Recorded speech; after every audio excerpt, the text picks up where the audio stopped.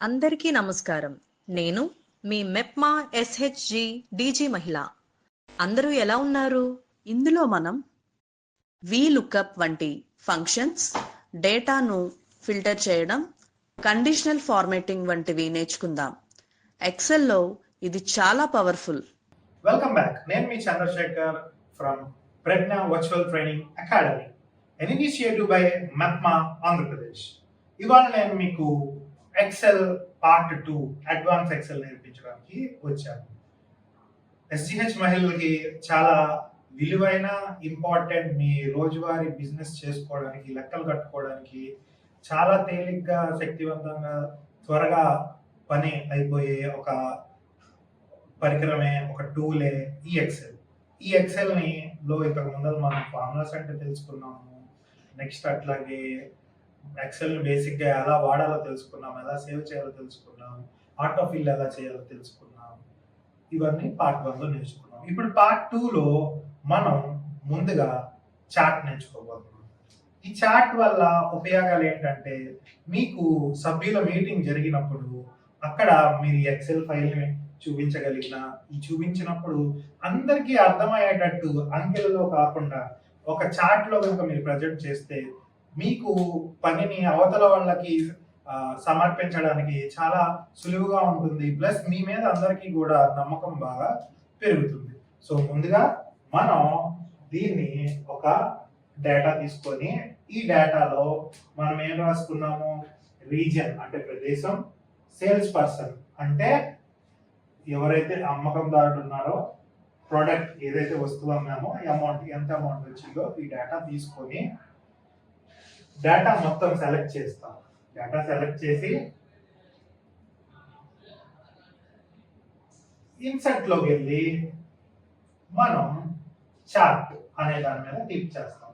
ఈ చార్ట్ లో bar chart అనేది ఫస్ట్ ఉంటుంది. దాన్ని క్లిక్ చేసి 2D మీద క్లిక్ చేస్తే మనకి చూసారా, ఆబ్వియస్లీ మొత్తం ఇక్కడ చార్ట్ అనేది జరిగింది.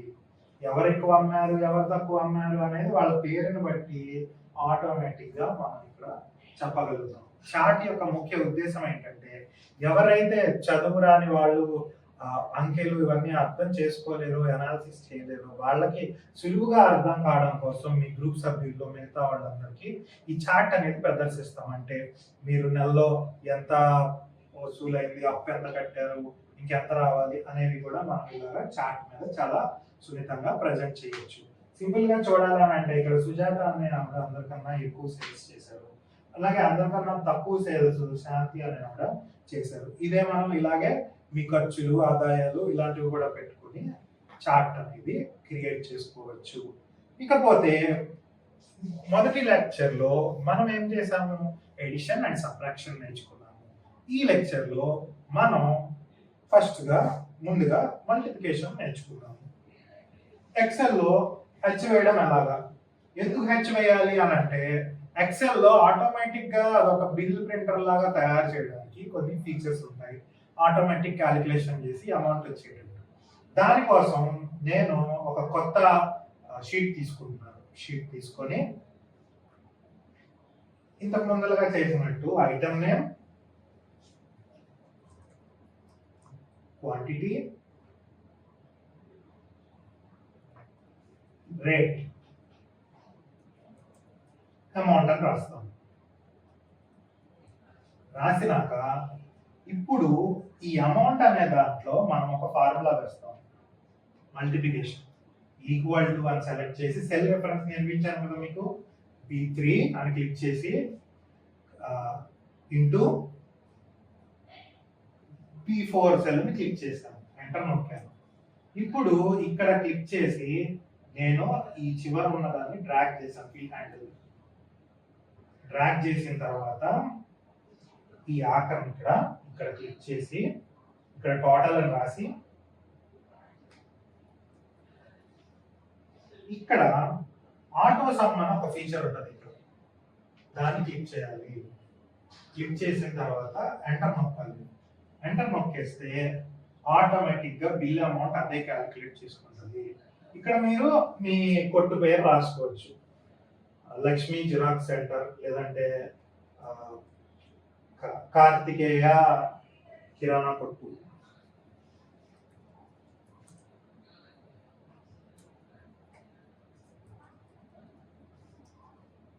అని రాసినప్పుడు ఇది ఒక కిరాణా కొట్టు అనుకుందాం. మనం ఐటమ్స్ నేమ్స్ రాసుకోవడానికి మనకి తేలిగ్గా ఉంటుంది. సో ఫస్ట్ ఇక్కడ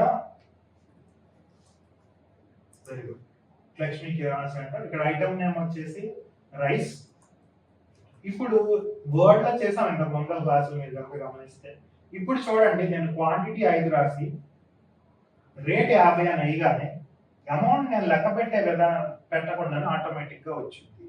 ఇలాగా మీరు టాలీ అనే ఒక కోర్సు నేర్చుకోకుండానే కంప్యూటర్లో బిల్లు జనరేట్ చేయడానికి, మీ వ్యాపారాన్ని మరింత ముందుకు తీసుకెళ్ళడానికి ఈ టెక్నిక్ ద్వారా మీరు డైరెక్ట్ గా ప్రింట్ చేస్తే బిల్ వచ్చేస్తుంది కస్టమర్కి. చూడండి, ఆటోమేటిక్ గా టోటల్ కూడా ఇక్కడ అదే వేసేసింది. ఇప్పుడు అలాగే ఇంకొక ఐటమ్ తీసుకుంటున్నాను. తీసుకొని ఆయిల్ 150 ఒకటి. చూడండి, 2 టోటల్ ఆటోమేటిక్ గా బిల్ వచ్చింది. మీ పనిని అరగంట చేసే పని లేదా పావు గంట చేసే పని నిమిషాలలో ముగించడానికి ఇది చాలా యూటిలైజ్ అవుతుంది. మీరు ఇలా ఎలా అవుద్ది సార్ అని అనుకుంటారు. ఒకేసారి ఇంకా ఇక్కడ ఒక 5-6 ఐటమ్లు వేసేసాను అని అనుకోండి, క్షణాల్లో బిల్లు మీకు రెడీ అవుతుంది. ఇంకో 2-3 ఐటమ్స్ యాడ్ చేద్దాం. షుగర్,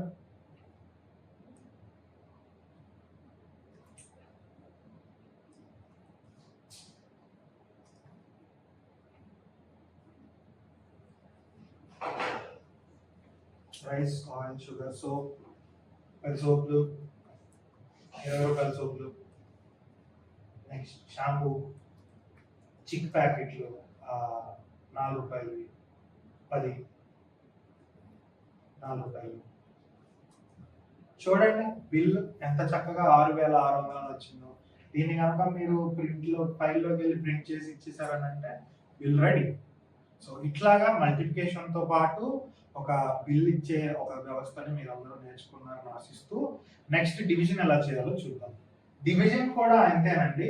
మీకు డివైడ్ అనే బటన్ ఉండదు కీబోర్డ్ లో, స్లాష్ అనే బటన్ ఉంటుంది. చూసుకొని ఇప్పుడు ఈక్వల్ టు అని పెట్టి ఇక్కడ ఈక్వల్ టు అని పెట్టి 5 డివైడెడ్ బై 2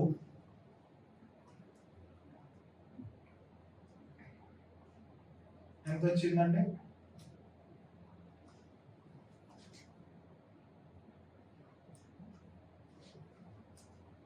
2.5 వచ్చింది. మీకు ఇంకా ప్రాక్టికల్ గా చెప్పాలనంటే ఒక ముగ్గురు కలిసి 30,000 పెట్టుకొని పచ్చళ్ళ వ్యాపారం మొదలు పెట్టారు. ఈ పచ్చళ్ళ వ్యాపారానికి అమ్మకం వచ్చేసి 40,000 వచ్చింది. కేజీ 500 రూపాయలు చొప్పున అమ్మితే. ఇప్పుడు ఎవరెవరికి ఎంతెంత లెక్కేసుకోవాలో మీకు రావట్లేదు అని అనుకోండి. సో ఇక్కడ సరదాగా 40,000 డివైడెడ్ బై 3 అని కొట్టాలి. ఈక్వల్ టు కొట్టిన తర్వాత మాత్రమే మీకు క్యాలిక్యులేట్ అవుతుందండి.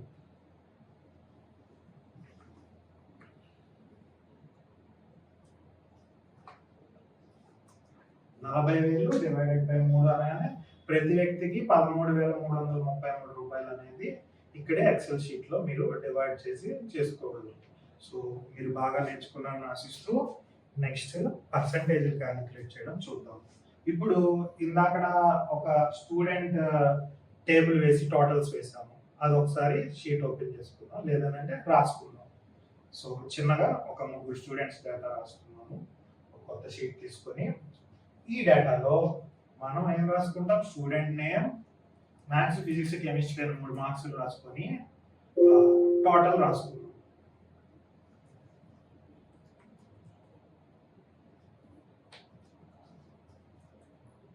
మ్యాథ్స్, ఫిజిక్స్, కెమిస్ట్రీ అంటే ఇంటర్ చదివే విద్యార్థులకి ఇవి కామన్ సబ్జెక్ట్స్. ఇంజనీరింగ్ వెళ్ళబోయే వాళ్ళకి ఇక్కడ టోటల్ అని రాస్తామండి.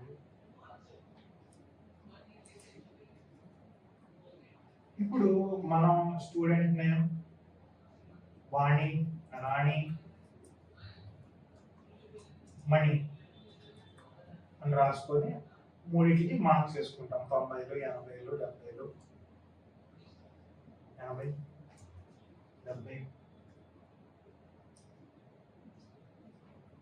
86, 88, 89, 71,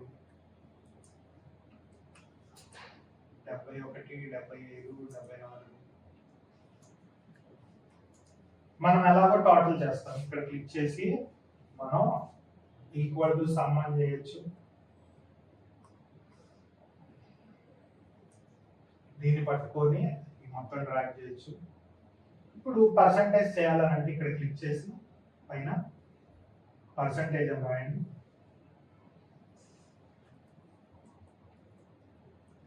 ఇక్కడ రెండు రకాలండి. ఒకటి సగటు తీయడం, అది డైరెక్ట్ గా ఉంటుంది. మనం పర్సంటేజ్ చేయాలంటే ఏదైనా 300 మార్కులు వేసాం కాబట్టి డివైడెడ్ బై 300 అని వేసుకుంటే మనకు పర్సంటేజ్ వస్తుంది. అలా కాకుండా ఇప్పుడు 249 మార్కులు వచ్చాయి కదా, ఈక్వల్ టు అని రాసి ఎంతకి 300 కదా, 249 అనేది సెలెక్ట్ చేసి డివైడెడ్ బై 300, ఆ సెల్ సెలెక్ట్ చేసి 300 ఇంటూ 100 రాసాము అంటే పర్సంటేజ్ క్యాలిక్యులేట్ చేయడం 83% వచ్చింది. ఇప్పుడు ప్రతిదానికి అలా చేయకుండా ఇక్కడ డ్రాగ్ చేసామని అంటే చూసారా, వాణికి 83%, వాణికి 82%, మనకి 77% అనేది రావడం జరిగింది. ఇప్పుడు మనం ఏం చేస్తామనంటే నెక్స్ట్ టాపిక్ లోకి వెళ్తున్నాం. నెక్స్ట్ టాపిక్ వచ్చేసి మనకి ఫిల్టర్. సో ఫిల్టర్ వాడాలి అని అంటే ఇందాక షీట్ తీసుకున్నాం.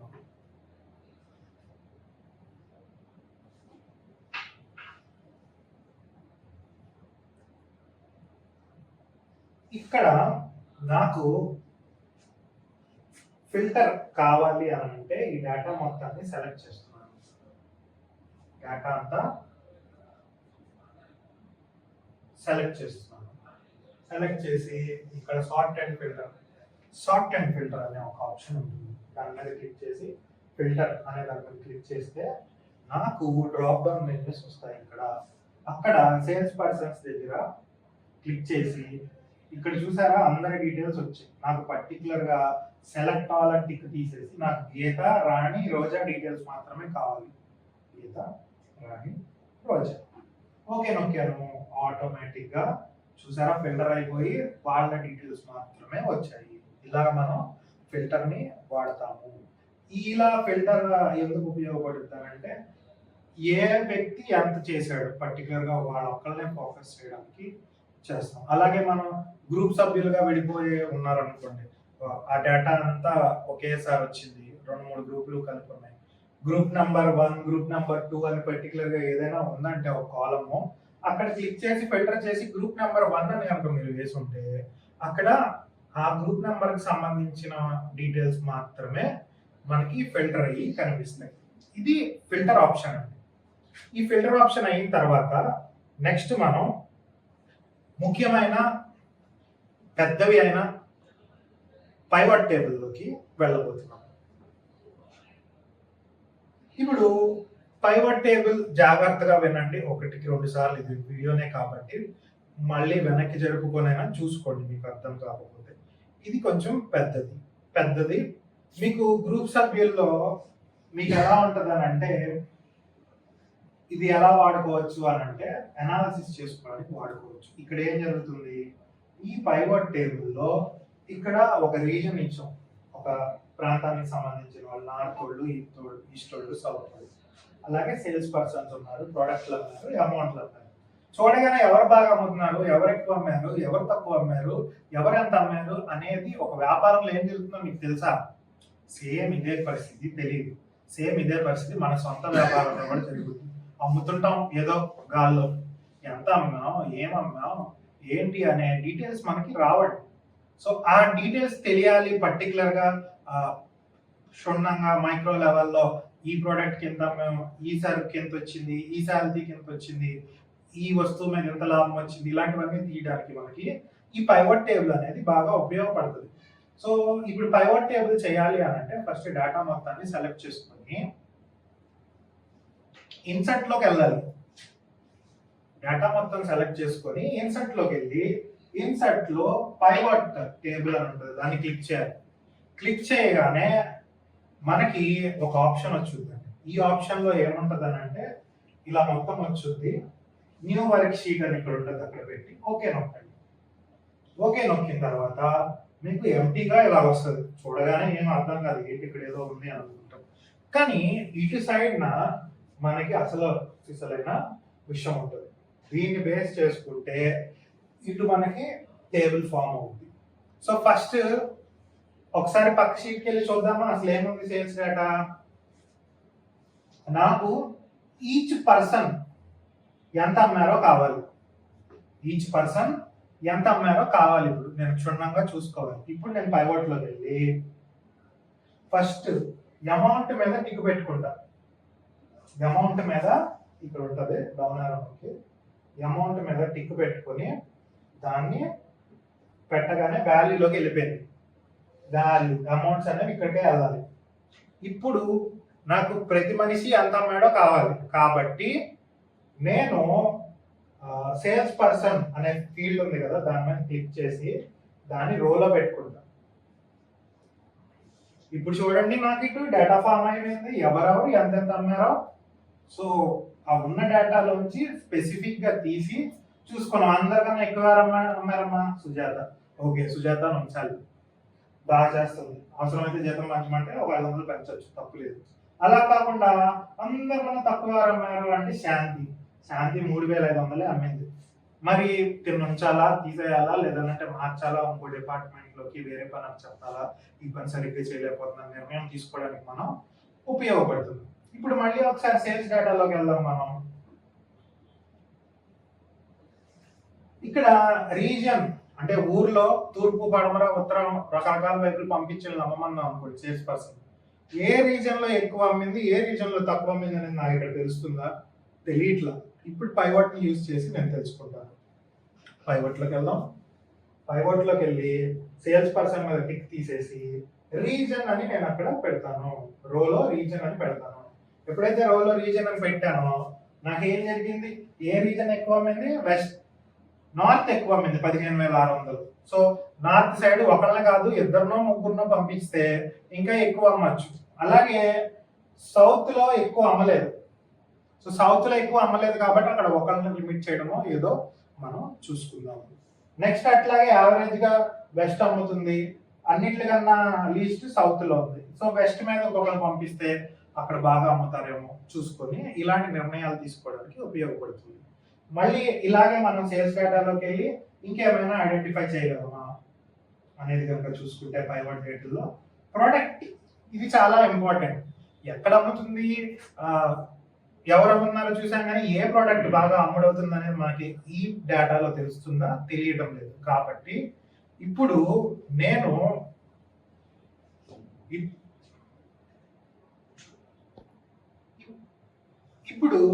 మనం ఈ ప్రొడక్ట్ అనేది ఏ ప్రొడక్ట్ ఎక్కువ అమ్ముతుందో మనకు తెలియట్లేదు కదా మన వ్యాపారంలో. ఈ ఎక్సెల్ యూజ్ చేసుకొని తెలుసుకుందాం పైవట్ టేబుల్ ద్వారా.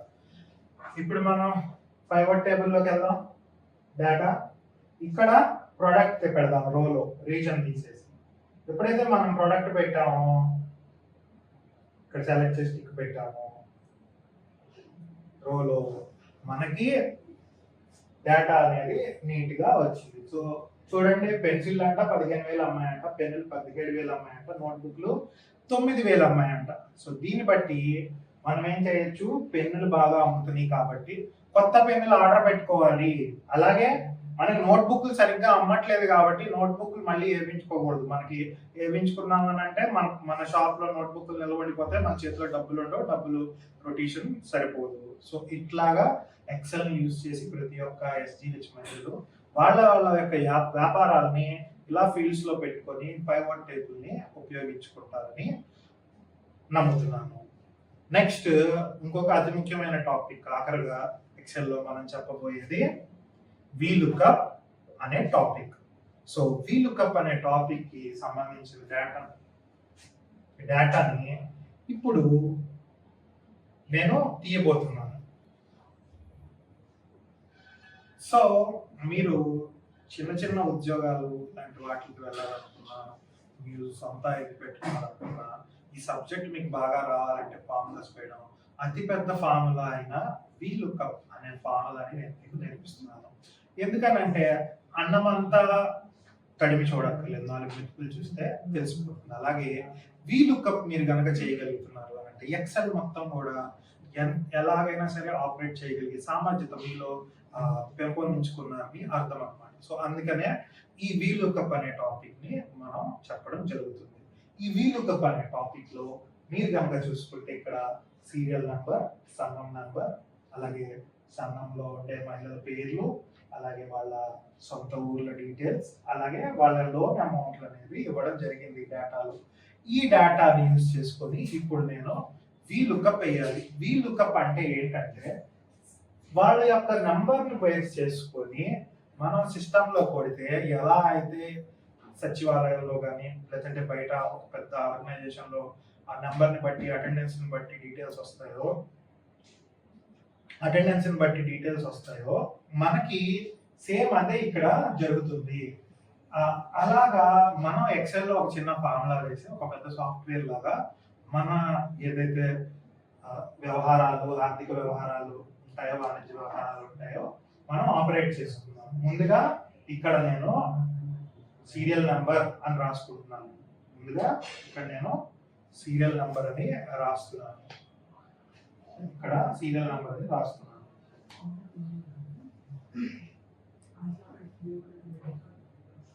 రాసిన తర్వాత నాకు మొదటిగా సీరియల్ నంబర్ ని ఎంటర్ చేయగానే ఈ కాలంలో SGH నేమ్ కావాలి కాబట్టి ఇక్కడ SGH అని రాసుకుంటున్నాను. తర్వాత అదే సీరియల్ నంబర్ ఎంటర్ చేయగానే విలేజ్ నేమ్ రావాలి కాబట్టి విలేజ్ నేమ్ అని రాసుకుంటున్నాను. దాని కింద లోన్ అమౌంట్ రావాలి కాబట్టి రాసుకుంటున్నాను. సో ఇప్పుడు మొట్టమొదటిగా నేను సీరియల్ నెంబర్ ఆధారితంగా SGH నేమ్ రావడానికి ఇక్కడ క్లిక్ చేసుకొని SGH నేమ్ దగ్గర క్లిక్ చేసుకొని ఈక్వల్ టు అని టైప్ చేస్తున్నాను.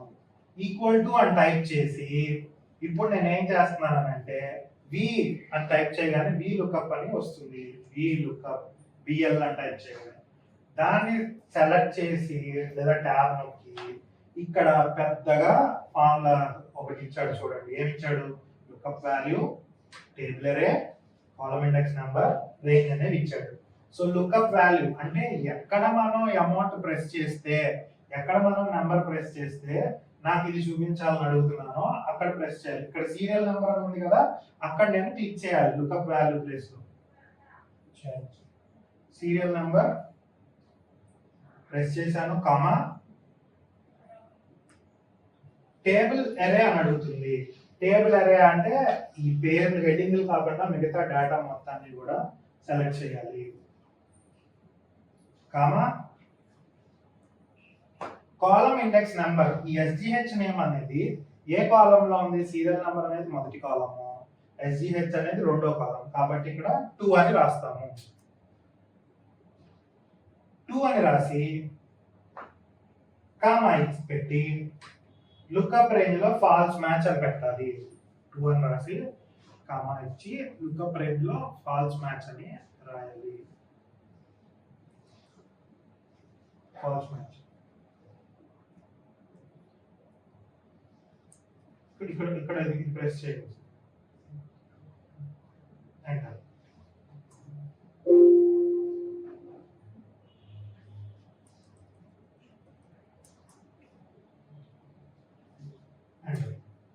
సో ఇలాగా 80 వస్తుంది. కంగారు పడమాకండి.